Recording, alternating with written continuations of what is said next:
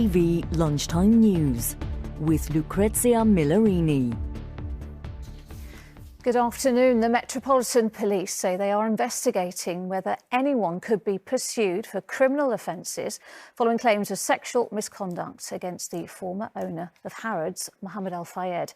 In the last few minutes, officers have called for survivors of Al Fayed's alleged abuse to come forward to talk to them.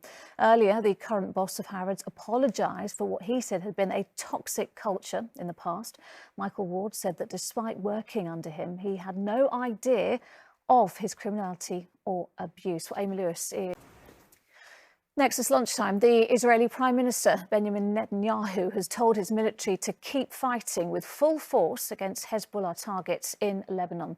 His defiant statement came just hours after calls from the US, UK and other allies for an immediate ceasefire. And this morning, smoke was seen billowing once again above southern Lebanon as the fighting continued overnight. Well, Lebanon's health ministry say almost 600 people, including many civilians, have been killed in the conflict this week alone, with hundreds of thousands more fleeing from their homes. Faye Barker has the latest.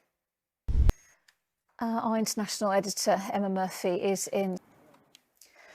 Here, two people have been arrested on suspicion of manslaughter after a Gloucestershire woman died following a cosmetic procedure. 33-year-old Alice Webb died at hospital in the early hours of Tuesday morning, having been rushed there a day earlier.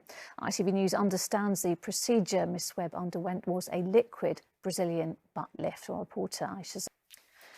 Some other news, an 88-year-old man who is the world's longest-serving death row inmate has been acquitted by a Japanese court. The man who became one of the most famous faces during the pandemic, Professor Sir Chris Whitty, is appearing at the COVID inquiry this afternoon. England's chief medical officer is being asked about the impact on the NHS. Earlier, the inquiry heard from a doctor who'd worked on the front line during the crisis. Our health correspondent... Still ahead on the lunchtime news. But first, a long-awaited report into the Windrush scandal has highlighted a failure to deal with decades of deep-rooted racism in government immigration policy. It found that from the 1950s to the early 80s, every single piece of immigration legislation was designed, at least in part, to reduce the number of people with black or brown skin who were permitted to live and work in the UK. Well, Beverly Booth was affected by the scandal, at one point told to leave the UK immediately, and then faced a long wait for hard-fought compensation. I'm pleased. Thank you. Well, we put some of the claims to the government. The new Migration Minister told us that the scandal shamed the country, and she says the government is determined to right the wrongs of the past. Weather warnings remain for parts of the country with more heavy rain due in the coming hours. Yellow warnings are enforced for large parts of England, Wales and Northern Ireland.